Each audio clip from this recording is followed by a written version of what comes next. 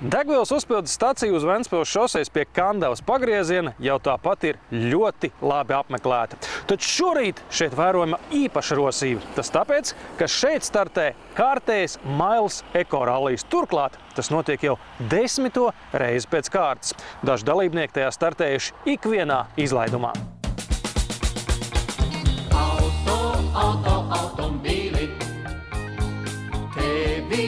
Mailes ekoralliju, kas notika 23. jūlijā, jau 6. reizi organizēja drošas braukšanas skola. Un mēs, protams, nevarējām noturēties nepajautājuši DBS instruktoram Aivim Dreimanim, kas gan sestdienas rītā dzen cilvēkus no visas Latvijas ar saviem pašu auto braukāt pa nepazīstamiem ceļiem.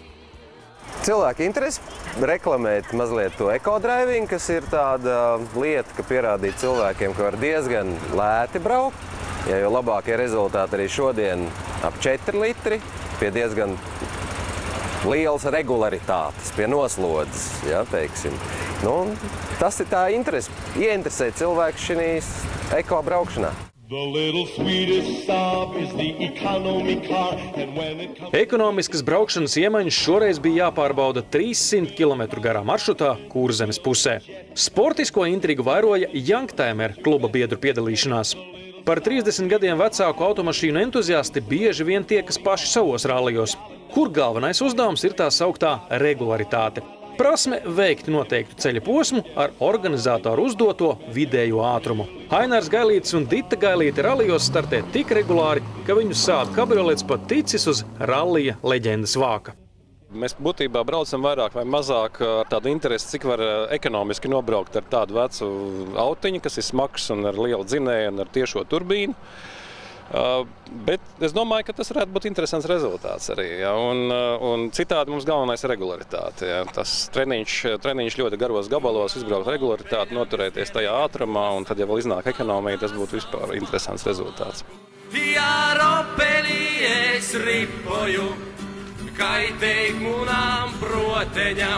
Ņemot vērā, ka Youngtimer kluba biedru tehnika tomēr ir pārsvarā sportiska, rodas jautājums, kas tad ir svarīgākais šajā rallijā – degvielas ekonomija vai tomēr tā pati regularitāte? Tā kā šī mašīna skaitās vēsturiskā un organizators arī tā kā vairāk tām vēsturiskajām mašīnām organizē regularitātes tipu pasākums, tad principā primārā vieta regularitāte. Bet tā kā mašīnai nestrādā odometrs un vispār, ja, tad būtu interesanti uzzināt, cik tai mašīnai ir patiesais patēriņš. Tā kā. Tev ir vispār nojauta, cik viņai ir patēriņš? No, saimnieks saka, ka maziņš. Tas ir ļoti relatīvs jēdziens. Nu, bet, ja ir maziņš tā, tad latviski sakot, vairāk pa 10 litriem nebūs. No? Un kad beidzot kājām gājies, pats pie sava auto Gluži pretēji mērķi ir Gunaram Miščenko, kurš nevien ieradies ar 3 reiz ekonomiskāku automašīnu, bet pirms rallija aprīkojas to ar paštaisītiem aerodinamiskiem elementiem. Es redzu, ka jūs esat ar milzīgu pieredzi un rūpīgi sagatavojušies. Jūs esat arī aerodinamiskās spraugas aizlīmējuši ciet. Jā, ir tā. Tas palīdz? Palīdz, jā. Cik ļoti? Nu, jau 3. sezona kā palīdz. Cik procenti jūsu tajā panākumā ir zinātniskā un cik praktiskā pieeja? Var tā matemātiski pateikt? Vairāk gan praktiskā, jo ikdienā taisa tikai šāda tipa motorus. Un tad, padruskai salasās tas viss. Braucot pa pazīstamu asfalta ceļu, regularitāti ievērot ir salīdzinoši viegli pat iesācējam. Principā ir vairāk jāsaprot tieši ideja, kā tas notiek, un tad jau procesa gaitā to visu var attīstīt. Gan tehnoloģijas pieslēdzot, gan vispārējo, jo tas pamats ir salīdzinoši vienkārši, tur ir tīra matemātika. Aizskaudības melnas, kad uzmācās naudas, es tāpēc vēl neesmu skarbs. Matemātika tā matemātika, bet grāns ceļi Kandavas, Rendas, Kuldīgas un Alsungas pusē mēdz būt diezgan piņķerīgi. Un kā noskaidrojās, nemaz nav izvēlēti nejauši. Trase ir daļēji ceļi ir izmantot, ko mēs esam savos iepriekšējos pasākumos, plus vēl arī šie te ceļi, kas bija šodien, ir arī Eiropas rallija čempionāta posma ceļi. Un tā kā rallijas paliek rallijas, tad grēks būtu to neizmantot arī ekorallija dalībniekiem. Rallija leģendas dalībniekiem tika izsūtīts tikai 2 dienas pirms sacensībām. Prasmīgākiem stūrmaņiem tad nu bija pavisam nedaudz laika aprēķināt ideālos laikus, vadoties pēc vidējiem ātrumiem un attālumiem. Par katru neprecīzo sekundi ekipāžas saņems degvielas soda mililitrus. Ja iepriekšēji tādi, vairāk tādi tīri ekorallī bija, kad lielākā daļa bija braucējiem, tad tagad ir ļoti liels darbs stūrmanim. Pirms starta dalībnieku automašīnas tika līdz lūpai uzpildītas ar mails degvielu. Tieši tas pats notiks pēc finišu, un vidējais degvielas patēriņš tiks aprēķināts pēc uzpildītās starpības. Automobīli. Cits pēc citas starta numuru secībā dalībnieki dodas ceļā. Kā jau īsteni demokrātiskā pasākumā, te sastopami gan pavisam jauni, gan pavisam veci, gan arī vēsturiski spēkrati. Rezultāti tiks aprēķināti vairākās automašīnu klasēs, atkarībā no to pilnās masas, dzinēja tilpuma un, protams, degvielas tipa.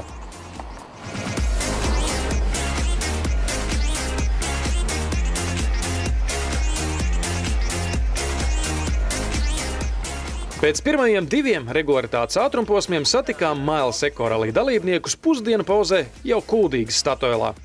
Starplaikā starp sviestmaižu ēšanu un seba balonu pušanas papildus sacensībām taujājām pēc pirmajiem iespaidiem. Mums ir cilvēki no paralēlajām autosporta disciplīnām, kas tad tevi pamudinājis piedalīties šādā pasākumā, kas nav nedz īs, nedz arī tik daudz skaitlīgs, kā mēs redzam, un nenotiek slēgtā trasē. Pašam arī gribās atpūsties un pabaudīt sportu, tāpēc izmantojām iespēju atbraukt šejieni. Kāda pirmie iespēja diezgan gari tie braucam gabali ir, jā? Jā, tas gan ātrumposmi nogurdina, īpaši tie ļoti, ļoti garie. Savādāk jau ir interesanti, tik ekonomiski es nebraucu ikdienā noteikti. Tā kā jātur ātrumposmā vidējais ātrums, tad mēs liekam kruīzā iekšā, jo tad arī ekonomiskas ziņā viņa degvielas patēriņš ir zemākais.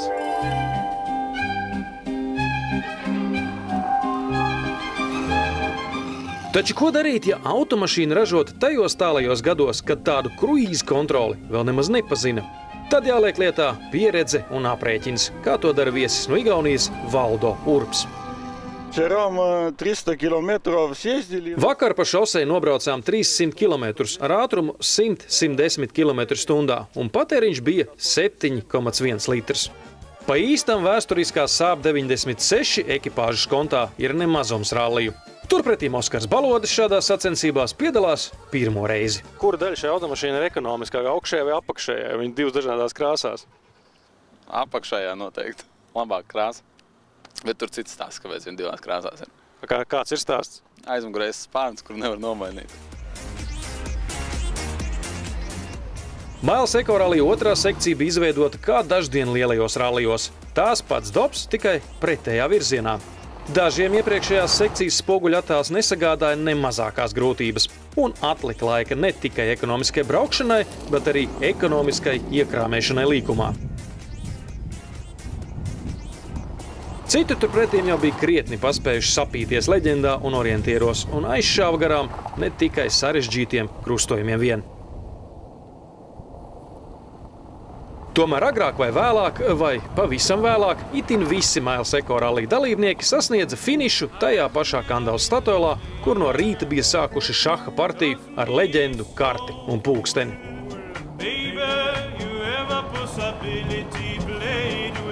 Stūrmans Valdemārs Kalve 1,6 litru benzīna klasē palīdzējis savam brālim Eduardam izcīnīt 3. vietu. Gribējās, protams, labāk, zinot, ka ir brauktas šāds gongs pagātnē, bet tā drusku nenopietni sagatavojāmies. Telefonam GPS aplikācija bija tāda, kas rādīja nevis to, kas patiesībā notiek, bet to, ko viņi gribēja rādīt.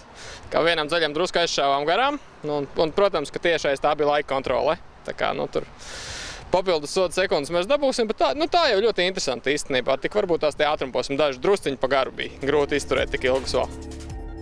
Lielam universālim ar benzīna turbodzinēju grūti mēroties taupīgumā ar mazauto, kam zem pārsega griežas nieka 3 cilindri, kaut arī savienojumā ar turbopūti. Latvijas valsts mežu saimniecības pārvaldes vadītājs un Latvijas gada autožūrijas biedrs Jānis Bite ekorallijā startē ar jaunāko Hyundai i20 1 litra turbo modeli. Sajūtas labas. Šis ir benzīna auto, turbomotoru. Pēc borda datora kaut kādi 4,7 litru, 100 Droši vien, ka būs nedaudz vairāk faktiski. Bet, cerēsim, ka tuvu tam ciparam, kāds ir uz datora.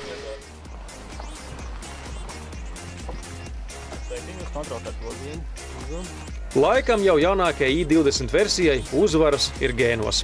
Tieši ar tādu pat autoziņu vadītājs izcīnīja uzvaru Lietuvas preses rallija Eko klasē. Jānim Bitem un viņa stūrmanim pirmā vieta savā klasē Mails Eko rallijā. Otro vietu šajā pašā klasē savukārt pārveda Ilze Rūtenberga ar Renault Megane. Kā tad gāja 300 kilometros? Diezgan ok. Mēs, kad dažās brīžos aizbraucām garām, tā kā bija labi. Tik vien tā te visi kaut kur aizbraukuši garām. Izrādās, ka tā bija ieprogrammēts. Mēs citas pilsētas neapciemojām. Citi apciemoja. Tad es apsveicu ar finišu. Brauksiet vēl? Noteikti. Domāju, ka jā. Šī jau ir otrā reize. Domāju, ka meklēšu kādu vēl. Tas brauciena mērķis man katreiz ir pārbaudīt jaunos auto, vai viņi ir spējīgi kaut ko, vai nav spējīgi kaut ko labāk uzrādīt kā vecie analogie. Jā, bet kā tad degvielas taupīšanā un krustojuma uzmanīšanā veicās analogo spēkrata ekipāžām? Varētu teikt, labāk nekā iepriekšējās reizes, manā skatījumā. Dažas kļūdiņas, ko no Madonas atcerējos, to šeit izlabojam. Skatīsimies, kāds būs rezultāts. Pilotam paldies par atraktīvu braukšanu. Es domāju, ka tā sakot skaista kadra vārdā varbūt būs viena vieta zemāk, bet tas nekas, jā? Nekas, jā. Bet kopumā kā patīk? 300 km, tā diezgan garš bija tas garais ātrumposms. Labi atpūta, patīkam vienkārši. Labi ceļi.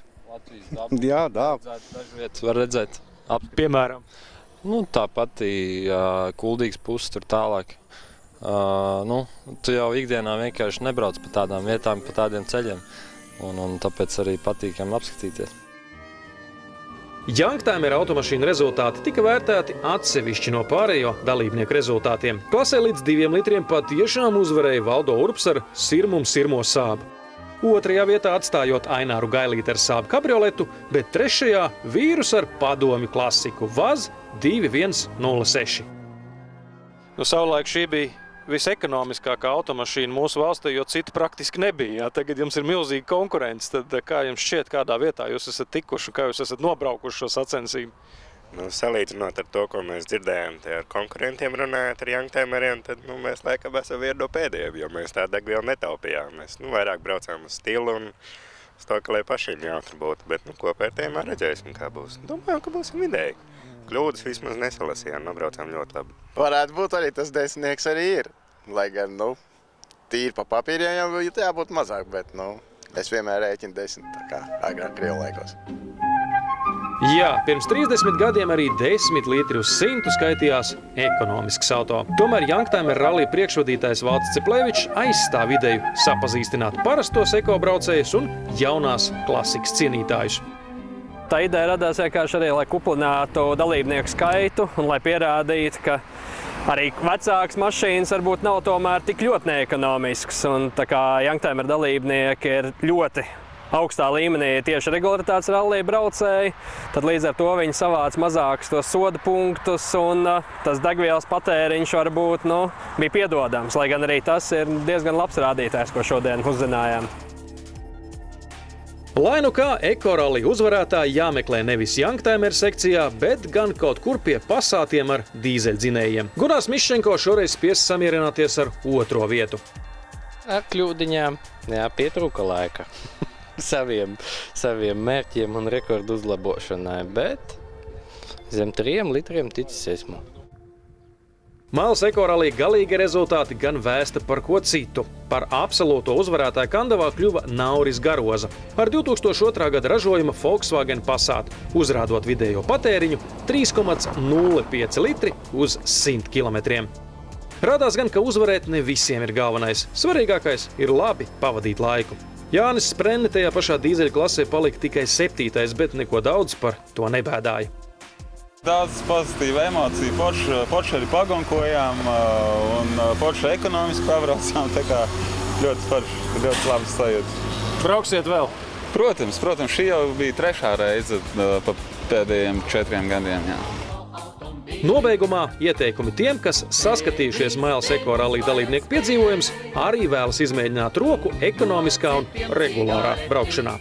Pirmkārt, mazliet ikdienā braucot ar padomāt, kā viņš brauc, jo nevar tā, ikdienā es braucu vienalga kā, un te es tagad braukšu ļoti ekonomiski. Tātad tas ir patrenēt tās savas iemaņas, un, protams, ja šis rallijs šādā formātā ar to regularitāti, tad, protams, arī tā karte, jeb tā leģenda, kur arī ir jāpamācās, lai saprastu, kā to vislabāk veidot. Prasme lasīt karti, noteikt attālums un izmantot orientierus noderēs arī ārpus rallija. Tieši tāpat kā ekipāžas prasme saprasties un sastrādāties. Tas ir arī jātrenē, jo bieži vien var daudz ko jaunu viens par otru uzzināt šādos pasākumos. Varbūt, ka ģimenes ietvaros tas nav ļoti veselīgi to darīt, tad labāk ar kolēģi vai kā, ko tik bieži nav jākomunicē, tad tas varētu būt tāds veiksmes formula.